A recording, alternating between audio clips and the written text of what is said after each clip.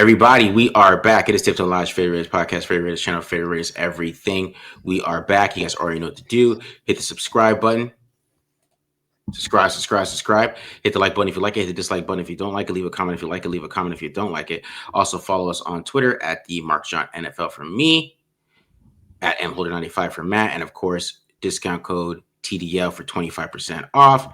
And also check out Homage. Let me pull up the QR code here. Boom. QR code. Hit that QR code. Check out all the stuff that they got at Homage. Like I said, you guys can get any of the Raiders gear. It's some pretty dope stuff. They're about to send me a couple crew necks. I'm excited about that. I need some more Raiders gear myself. To be honest, I know you guys complain. Now you guys won't be able to complain anymore. Since you're doing this Homage, you can't complain about me not wearing Raiders gear. Okay? I just want to say that. No more complaints. Can't complain. All right. Get a shirt so we can get some more shirts. Yeah, exactly. Get a shirt so we can get some more shirts and we can wear more Raiders gear on the show. You got it. There you go. You got it. All right, Matt. So today we're doing the Colts preview. The Colts are a pretty hot team. They just lost a game that they maybe should have won when I watched the film. They could be 4-0. A couple Adonai Mitchell mistakes away from winning. I almost showed that on the breakdown, but it was really irrelevant.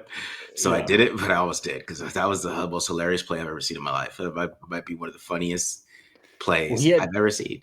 He had two down the stretch, right? I know there was the fumble that everyone saw like at the end where he just the classic started celebrating too soon. But I think there was like another play at the end of that game that he just blew and had a mental mistake. And like there's a chance he might not be active today or Sunday when this airs because of it.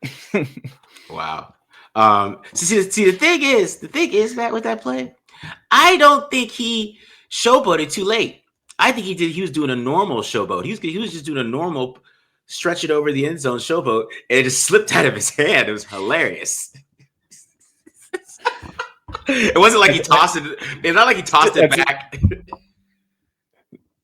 He's trying to score too quickly. He's trying to save a second on the clock or something like that and just fumbled. That's awesome. It was like a natural, you know what I mean? Like, just, like that. Yeah. It just slipped out. Bruh. Funniest play I've ever seen in my life.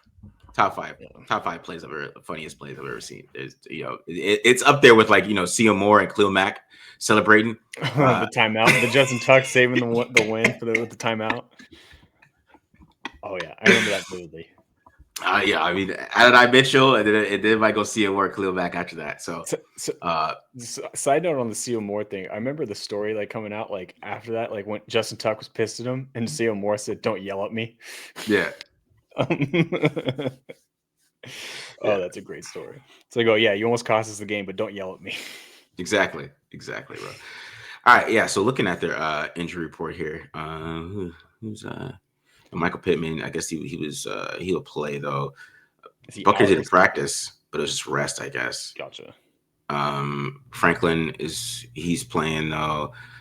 Moore's out. Alex Pierce is out, so it kind of takes away a little bit of their deep ball. And then they arrested a lot of guys though. That's weird, but But yeah, and the Raiders, we got Brock Bowers is questionable. I think he's gonna play, but Eric Stokes is questionable, so we might see some more Darren Porter this week. Yeah, which I'd kind of be excited about a little bit if I'm being honest. But yeah, I think the Bowers injury concerns me a little bit because I feel like they're kind of trying to downplay it. He was a full participant last week. He was questionable on Wednesday, and then they sat him out the last 2 weeks. That tells me something's up. And I mean, I think we've seen like he's not himself. He's not 100%. So I'm a little worried that maybe that knee injury is worse than we thought, or worse than they're leading on right now. But even if he plays, it still feels like he's not going to be the Brock Bowers that we've know last year.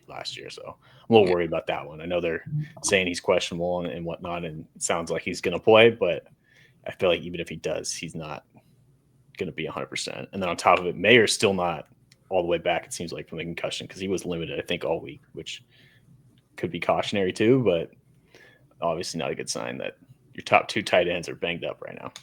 Yeah, I agree. Because you could depend on Ian Thomas, and that's going to be a struggle. It'll be interesting. They haven't brought up a tight end yet. Carter Runyon. Did they bring him up? So he got called up last week when Mayer was out, and then when Miller went on IR, they just kept him on the active roster. So he's already on the active roster. Okay, so they don't have to worry about that. They didn't have to work through it. Okay, interesting stuff. All right, so let's get into the film though. That's what we're here for. So, from my perspective, how would I say this? It's gonna be hard to stop these guys. Okay.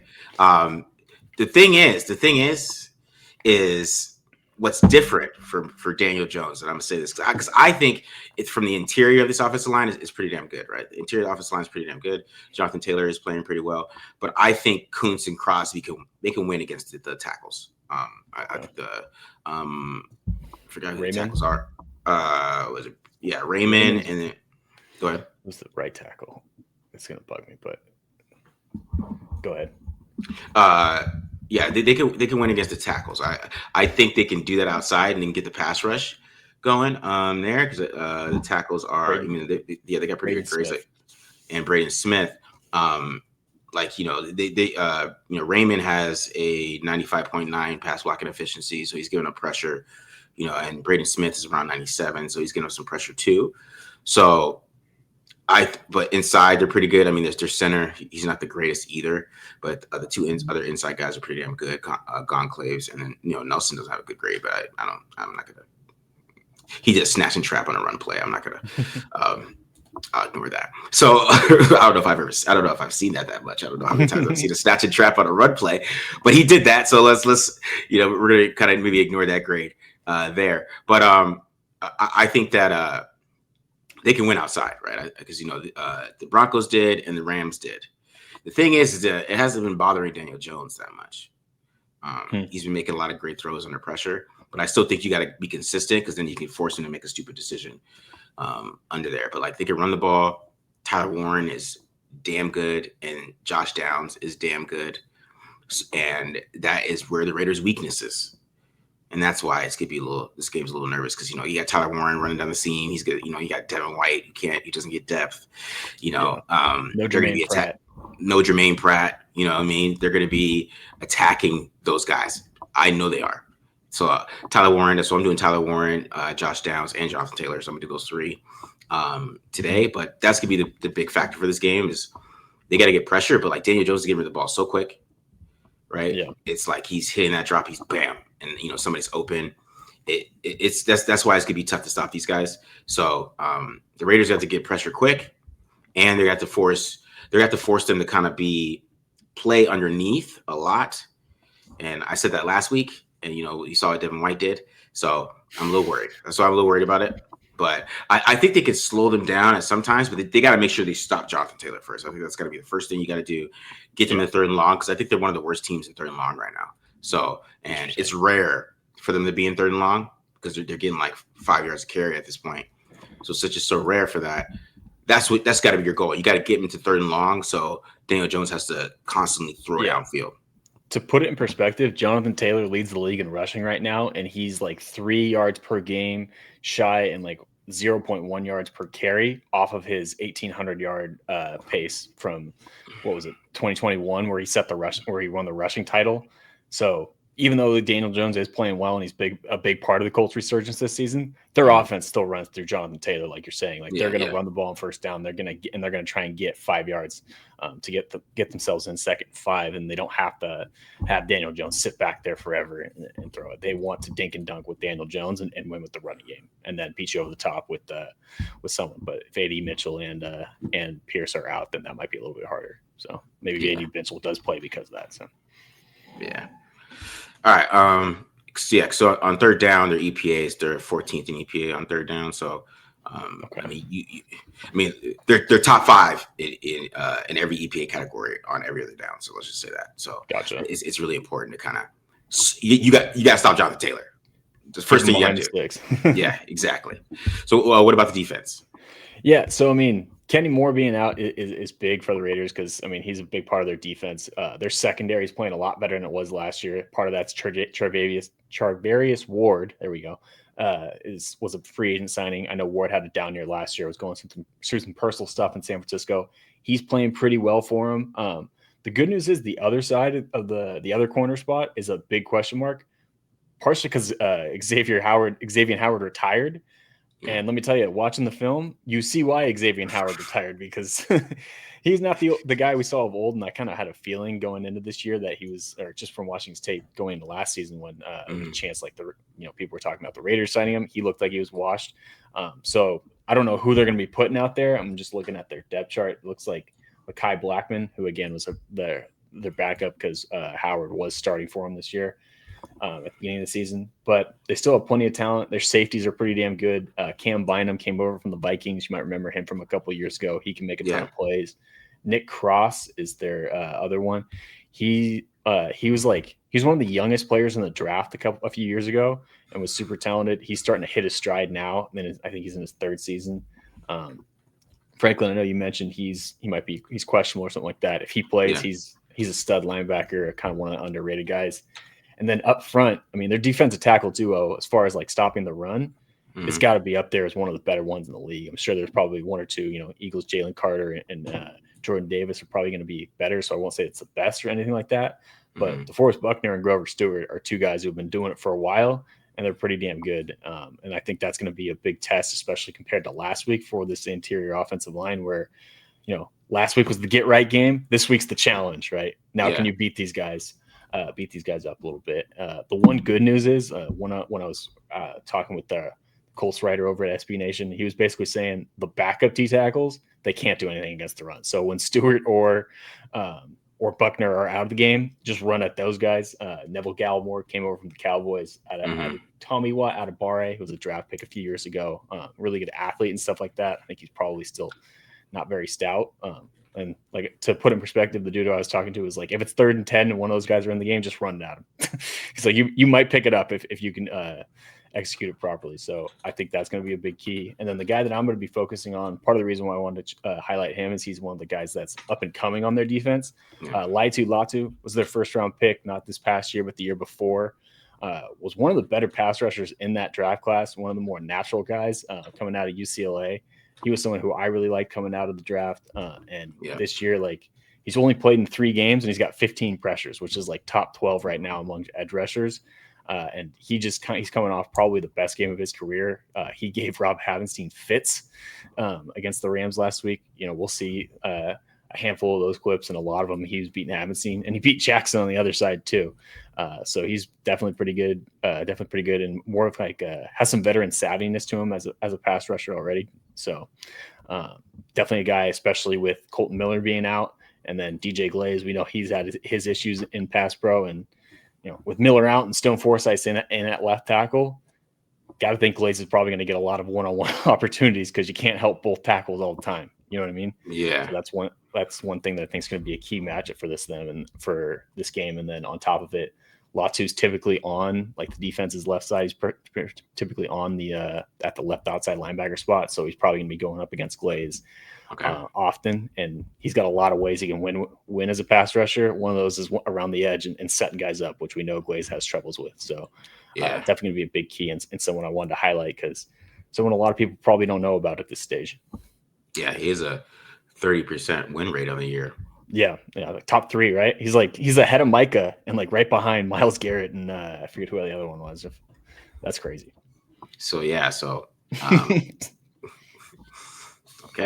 all right. He's good. He's pretty damn good passer. Yeah, he can rush the passer. That's his true pass rush rate is 37. There you go. Even better. Shout out St. Francis, Jesuit High School out in Carmichael, California. Sacramento guy. So. All right, man. I took that Raiders +7 last night. I watched the film. It's a big spread. It's a big spread, and I like when I was doing my picks, I'm like, I want to take that. I just don't have confidence in him right now. That's the problem. And don't have confidence in Gino, but we'll see. Hopefully, he'll prove us wrong and surprise us all. Plays better on the road. Yeah, right. But it's in the dome though. He hasn't been playing well in the dome this year. I don't know. There we go. We'll test the theory today. The indoors theory will get tested on Sunday. That's for sure.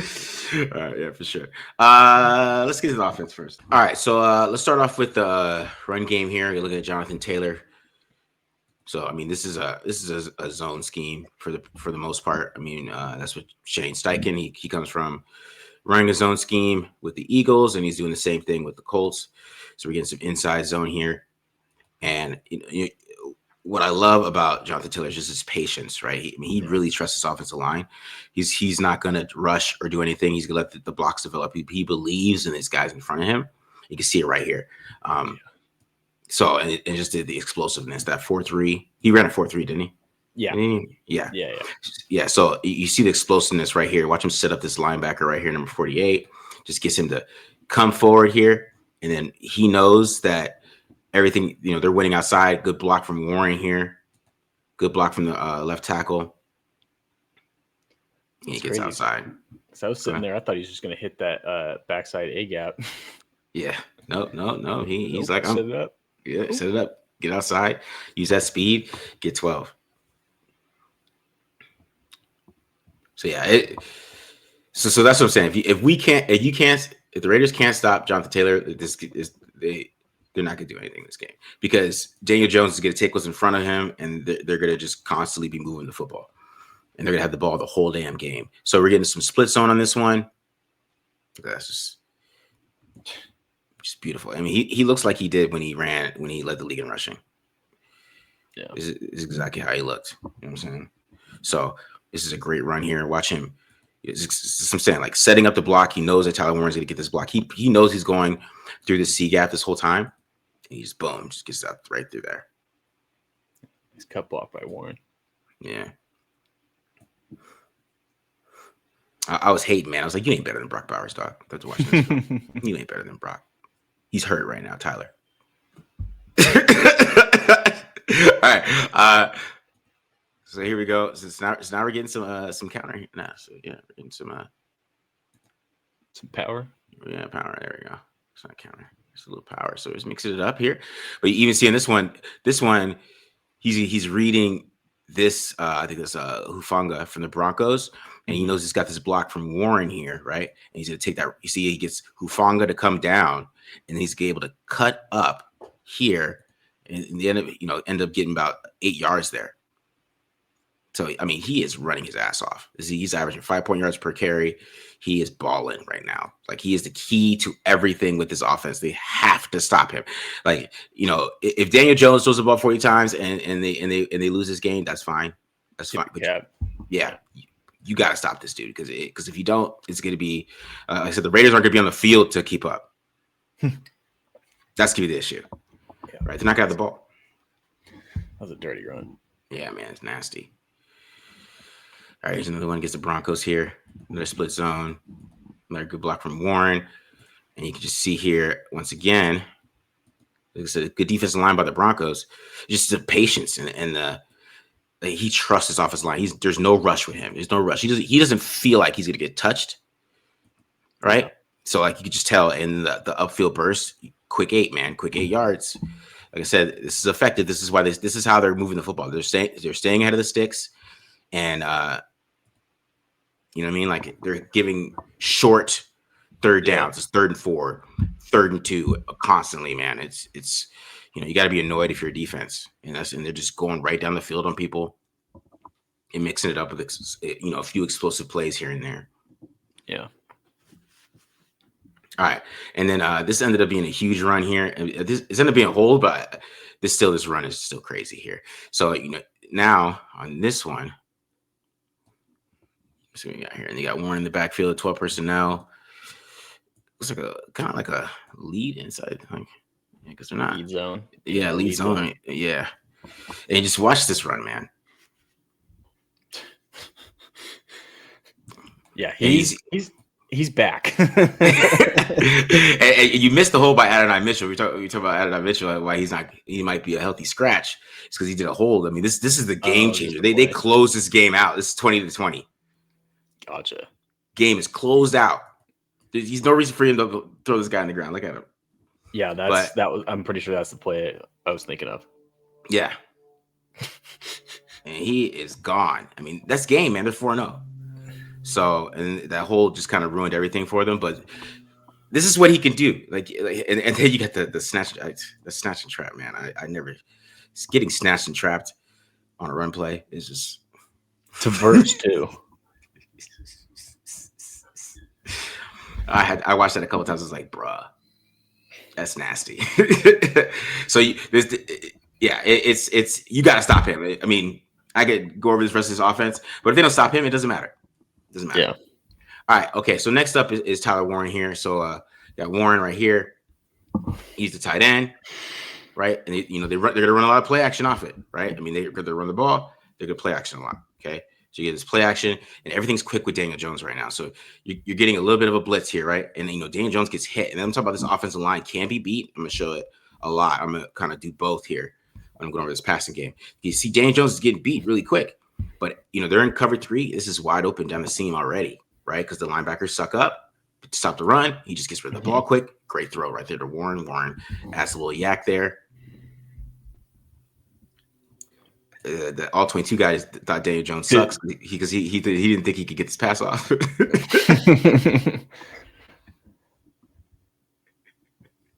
don't know if you had this problem, but when I watched week 1 too, it was like the same thing. I thought it was just the Colts guy, but this is at the Rams place. So yeah, what's going on? Yeah, but you can see here, like I talked about the center. He's giving up a lot of pressure, and you can see 91. I forgot his name, but he's gonna go. Kobe Turner. Yeah, Kobe Turner just goes right by him, really quick, right? But this is how quick this Daniel Jones gets that ball off, and it's out. It's quick, man. Everything's so quick in this offense. So here's Warren one more time. So let me back that up. So there's Warren right here, right there. There's Tyler Warren, and another just quick step. I mean, he's getting hit again. I'm talking about this. That's why I said this offensive line can get beat, man. But he's getting rid of the ball so quick. I'm low key jealous.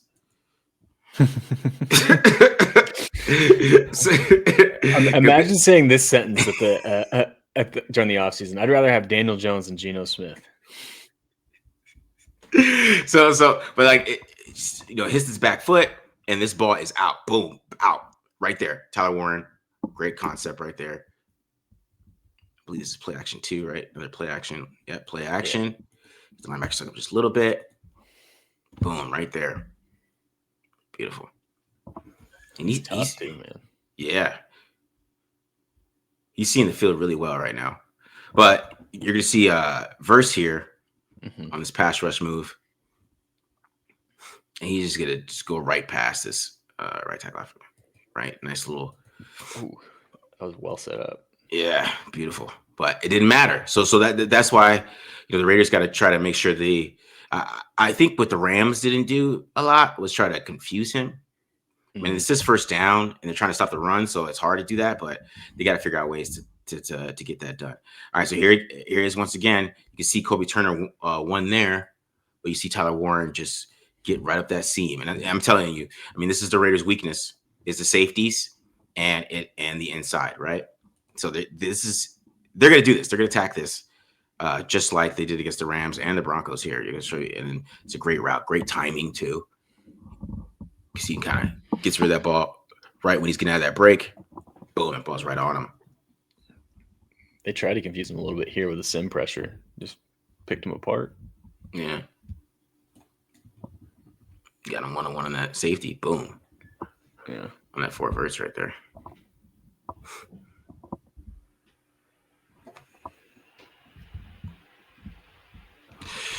All right, so you can watch it from this side. Like I said, Kobe Turner goes right past that center again, right? But it doesn't matter. He's open so quick.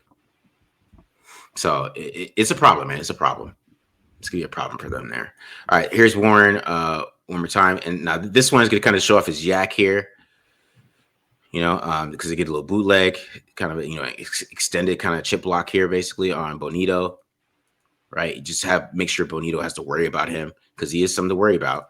And Jones is just dumping it off to him, and now's where you see the yak. He makes one guy miss here, right, and then he's got another guy. Boom, nope, makes him miss.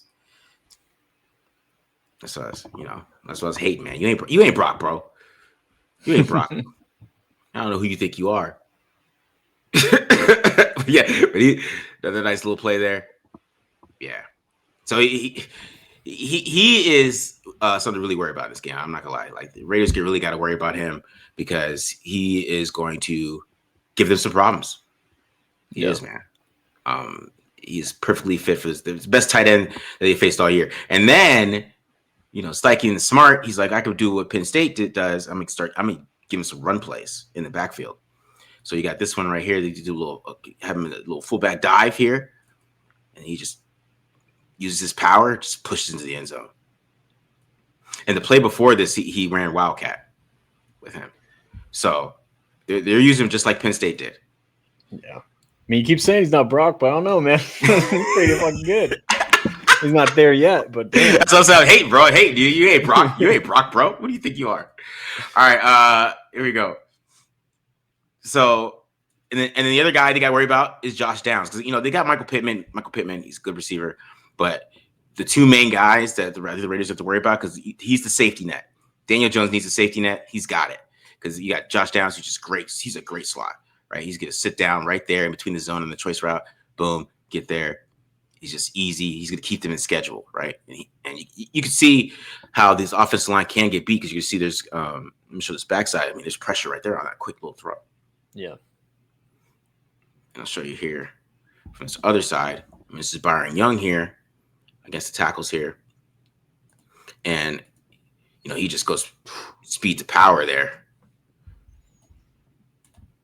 He goes right through him. But like I said, it's quick. Daniel Jones get rid of the ball so quick, man. All right, here's another one. It's just constant. He's just going to be constantly just dumping it down to this guy. Dump it down, boom. Another little choice route. Get rid of that ball. And these are like first down throws too, man. These aren't third down throws. So now it's 2nd and 5. Then they can run the ball. Playing good situational football, pretty much. Yeah. Like. Mm-hmm. Yeah. I mean, he has some bad decisions against the Rams, but when he's throwing deep, I mean, that's what I'm saying. If you can get him to throw deep and try to force the ball down the field, you get into that point. I think that's when you can stop Daniel Jones, right? But they're constantly moving the ball here, and it's making a big difference for them. All right, so this is a 3rd down here on this one. And like I said, once again, you're stopping right there in between the zones. There's Josh Downs stopping right there, finding that zone, right? They're in cover 2 here. And then Daniel Jones, great timing. Sorry. What'd you say? This is the linebacker. I mean, covering grass. Just get I'm just sorry. I'm muttering under my breath. Get wit, and he just doesn't at all. So that's gonna be huge. Yeah, it's gonna be very important to make sure that you worry about Josh Downs. Like you just can't allow him to sit there. Can't cover grass, right? And then they're gonna get him on some of these crossers too, man. Saying kind of what the Raiders like to do, a little white cross here, and this is what I'm talking about. Well, Daniel Jones is just a little bit different this year on this one, right? Because I mean, this guy's falling over his feet. He just keeps sliding. He's got Zach Allen about to knock his head off. And he just, boom, throws it, dime, downfield. So, yeah, Daniel Jones is still different. He's playing really well. He's playing with a lot of confidence. He's really feeling himself. He really trusts these guys. He's got a lot of great weapons. Like I said, I didn't even go over Michael Pittman, right? But yeah.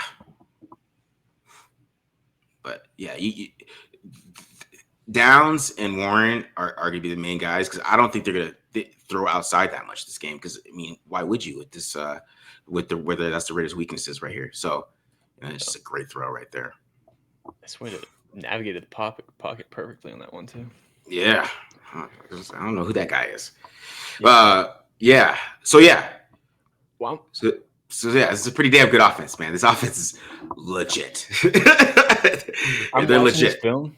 Yeah. I'm watching this film and those clips you showed, and I'm very worried about Devin White, because there's the coverage part. I'll get to that first. Like Devin White will do that stuff, like what I talked about before. We just he just out there and looks like he's like not with it or whatever, not paying attention to what's going on the field, and like just kind of covering grass like that linebacker was screaming out to get width. So that worries me.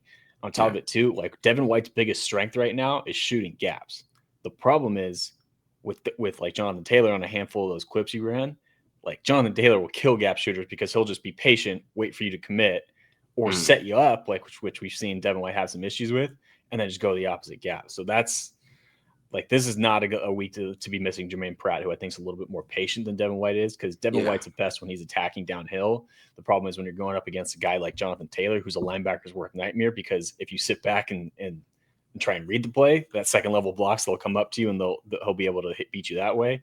And if you just shoot the gap, he's fluid enough, athletic enough to make you miss and stuff like that, or pick the other gap and kind of exploit you that way. So it's gonna be a big week for Devin, or a big game for Devin White, and in either direction, I feel like either he's gonna step up and like you said, keep them behind the sticks, or he could have a rough one and get exposed. I feel like that it's gonna be interesting. He's gonna be a big key to this game for sure. After watching that, yeah, it's gonna be hard to stop them, man. I mean, it's no joke. I'm not joking. It's gonna be hard to control this offense. I mean, it's gonna be on the Raiders' offense to kind of keep up, and because like I said, they start having 3 and outs. They might run 30 plays this game. You know what I mean? That's gonna be the issue. They got to keep on schedule too, and make sure they're getting some plays, and maybe try to hold these guys some field goals, right? Maybe get the bend but don't break, because they're gonna move the ball on them. So they have to really believe in bend but don't break this week for sure. Yeah, for sure. Should we get to the defense? Let's do it. Get some Latu. Mm-hmm. All right, so I'm just going to focus on Latu as a pass rusher. If you look at his splits on PFF, he's at he does start, but he's at 75 pass rush snaps and only 36 against the run. Part of that's because the Colts have been playing from ahead for so much, but for the most part, he's a pass rush specialist for all, I'll say. This was really more of a nuanced thing. I don't think I remember seeing them doing this outside of week 1, but you'll see they're going to put him at the shade no spot. They're basically run a 3-man game where these two guys work wide, and then the edge rushers Samson and Bachum's going to loop inside. And I mean, this isn't like a clean win or anything by Latu, but you can see it works and it's effective because they get the guard on the ground and they get 2 out of 3 guys to win. So Tua's got to get rid of the ball and move in the pocket. And obviously these 2 incompletion. So a little more nuance on that one. And we'll see a few more wins here. Now, this isn't a clean win, which I will say, he's not he hasn't had a ton of really clean wins where he just beats the guy and makes him miss. But one thing he does that he's really good at is he's going to do a great job of getting square, where he gives himself that 2-way go, can go inside, can go outside, and then just kind of working off to get on an edge. And that's what he's going to do on this rep, where he doesn't really even use a move, but he just has good angles and he attacks the offensive tackle perfectly so that he can get on the edge and then just kind of win. You'll see that forces Ward to step up. And then Grover Stewart, who again is one of the better defensive tackles in the league, not great pass rusher, but what he can do is get off blocks, and he's able to go get Ward and at least make Ward get rid of the ball. Again, this is him going up against Havenstein. Yeah. Same kind of thing. He does a great job of just attacking, get to square, and then on top of it, just watch his hands on this one. He's going to pin that inside hand down of Havenstein's and then just win with this little arm over move. You'll see right here, just kind of clears that outside hand. And on top of it, too, he's got pretty damn good bend. He takes about as flat of an angle as you can. Yeah. And ends up getting a piece of Stafford here as Stafford lets that ball go. And it doesn't get to the target. Almost picked. Wow. So we'll see a better example of his bend here in a few clips. But he can turn that corner, that's for sure. Yeah, especially because he's playing the run first, so that's pretty good. Yeah, for sure. Wow. This one, I mean, again, playing the run on this one, and again, he gets a chip block from the tight end here, but same thing, just gets a square, and then he just kind of lulls Havenstein to sleep, and then just wins inside. He's quick, for sure. And again, just clearing those hands, ends up getting the pressure, force Stafford to get rid of that ball. And Ronnie Rivers. Let him hit him red in the hands. Almost the same thing, just happened a lot sooner. One thing I will say is he doesn't have great pass rush lane integrity. He loses outside contain here. But when you have zone coverage behind it, and it's Matthew Stafford, who, let's be honest, isn't exactly fleet of foot at this stage. It's about top speed. Yeah, we'll take that. We'll take Stafford running for 2 yards. Again, you see the quickness. Yeah. And go ahead. Oh, yeah, he's just quick as hell. That's what I was going to say. Yeah. And, he sets this up perfectly, too. You'll see him, again, attack, then kind of give a little jab step to the outside, and then use that quick just to win inside. Just boom, boom. Wow. With the hands, too. Forces the running back to help in pass pro. So yeah, pretty damn good, man. And only his Yeah. second year. Yeah. And Now a lot of Rays fans want him at 13. I remember that. he's a good player, man. Good player. He's he said he watches I remember at the combine he said he loves watching Crosby play. That's his like inspiration too, which is kind of cool. Again, fighting through a chip here, granted from Atwell, so not much of a chip, but same thing. This time just on the other side, sets that move up, gets the square, and just those hands, man, are constantly moving. Clears them right here, boom, with a little cross chop. Yeah, that's beautiful. He got chip blocked by me. The 5'8", 160 pound guy. This one is actually I like this one because you see he's gonna like go for the cross chop, but then you see like Havenstein takes his hands away and he kind of like picks up on it like mid rush. Like you see like he doesn't go for the full chop and he like kind of pulls back and he still ends up winning around the edge. Wow. Yeah. Havenstein had something. I mean, I guess he's got this angle tucked up and it looked like he had something on maybe that other foot, but he just hasn't been the same. So I will say that. But still, just the way this guy bends and moves around the edge. That's Glaze's weakness. Yeah, exactly. And that's a big part of why I want to highlight this. Again, as a potential matchup to keep an eye on. Let's see, beating Jackson. Turning like speed to power and being like a bull rusher. That's not Latu's strength, which but what I will say is like he's not bad at it. He's not terrible. So like if Gino's holding on to the ball too long or locking onto a read, like you give him enough time, he'll get there. Right? Like he's going up against Jackson. It's not a dominant rep by any means, but he wins just enough to get the sack. This is the only sack he has on the year. And it's probably one of the least impressive pass rush reps we're going to see. So yeah, that's crazy. Again, chip block, doesn't matter. Same kind of thing. Like this one, I give him a little bit more slack because again, you got to take on the tight end first. Still, he still collapsed in the pocket. This is what I'm talking about. Like Stafford does a better job of getting this ball out a little bit faster. But if he's holding on to it for another second, like Havenstein sacking him, and on top of it too. I mean, Buckner wins and Backham, wins too. Good Lord. So, got a good D line. Yeah. All right, so I did the sideline angle on this one because this is the one where I really wanted to highlight his bend. Wow. Like, this is like the pass rush move we'll get into in a second, but just the bend, like, I mean, obviously there's a parallax effect a little bit here, but like damn near parallel with the freaking ground. I know, that's a good Lord. And just turns that tight corner. Now they complete it anyway because we have a bust on the backside or the running back just beats the linebacker here on the choice route. But point is, Latu, you can turn that corner. Like you'll see, he gets a quick set here from Havenstein's tired of trying to get back and win on the edge that way. He just wins no matter what. Again, the use of hands perfect again. You see, gonna pin that inside hand down. I think you're gonna win with another swim here. No, rip move this time. That's beautiful. Just clear it and then boom. Wow. But that's what the Raiders got to do. They got to do these choice routes and get the ball out of his damn hands. For sure. Because Franklin's a good linebacker. I don't know I forget 48's name. He's not that good. Attack him. Put Genti on a choice route on against him. See what happens. Yeah, just like that. Yeah, because you can see too, like tightrope the sideline. Nice job by Kyron. No reason why Genti can't do that. Now these last two clips here, they're kind of more one-offs. This is technically a pass rush snap, but it's a run play. It's Titans just run power. They just get tricky with it. But what I like about this one rep, and it's kind of like the same thing as him as a pass rusher, where like he almost pulls a Houdini, like a magic trick. Like he's gonna tell the puller, he's like, I'm gonna be right here. Whoop, no, I'm not. And just kind of makes him miss. And on top of it, that bend comes into play again. Like you can see like his shin angle. If you passed high school geometry, you know that's a right angle. A nice little 90 degree. Yeah. And he's going to end up being able to bend back and then still make that tackle. Wow. It just shows how athletic and how damn flexible this dude is. Yeah, that's just pure athleticism, man. That's what that is. And then speaking of, how about a little pick and coverage? Oh, wow. Okay. Yeah. So, and what's impressive about this rep is, one, the athleticism to drop and be able to make it. But he just reads Tua's eyes the whole time. Like Tua starts to scramble and he ends up picking it off. So I wouldn't be too concerned about this.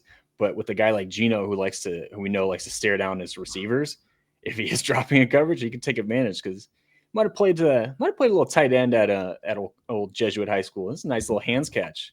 Yeah, I Boom. mean, because that's the type of thing I mean, what they did on that scheme, the defensive scheme, is what they're doing. Raiders seem to do it, every time on third down. So Yeah. I also love this too. Talk a little shit. D lineman get a pick, go flex on him. Hell yeah. Yeah. So yeah, that's Latu, man. Like I said, up and coming pass rusher in the league. Second year, already doing a few like veteran tricks of the trade and that kind of stuff. So yeah, I'm interested to see how the tackles can hold up because this is not a great week to be missing Colton Miller. Obviously, no. he on the other side anyway, but if he's in the game and or if Colton Miller's in the game, then you usually give him DJ Glaze a lot more help. I don't know how that's going to work with Stone Forsythe's out there. I will say Kwity Paye's on the other side. Usually he hasn't been as good as a pass rusher this season. Samson and Bachman's the guy that worries me more on third downs a little bit, and I think they'll kind of swap those two guys out. But yeah, they've got a damn good defense and a damn good D line. They got players on all three levels, that's for sure. Yeah. So I mean, it's a good team, man. There's no way around it.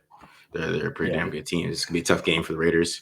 They're gonna have to play some of the best football to win this game. That's really what it is. It's funny. Like no one saw the Colts doing this well. I mean, part of that's Daniel Jones taking over, but I feel like at the beginning, heading into the season, like a month ago, we probably would have penciled this as a win for the Raiders, and now we're sitting here looking at a 7-point underdog. Yeah. So just to put that in perspective, it's a tough game. The Colts are playing really good football. Don't get it. It's not fluky right now with what they've shown in the first month. I feel like so. He's got. Hopefully, it's a trap game for them. Trap game. Yeah, exactly. Hopefully, a trap game. Hopefully, some of those injuries because they are beat up right now. That's for sure. Like not having Kenny Moore in the slot could be big for Jacoby Myers. So he'd be a key guy to watch in this game for sure. But again, they still have some dudes on that side of the ball. That's for sure. Yeah. All right. So that's the preview, guys. I hope you guys enjoyed this episode. Hit the subscribe button. Subscribe. Make sure you check out Friday Night Live to get your over-unders, and you make sure you check out this episode. And I hope you guys enjoy that as well. And then, make sure you hit the homage, get you a shirt, support the channel. 15% of the proceeds go to the channel. All right. Well, we're out of here, guys. Hope you guys enjoyed this. Peace.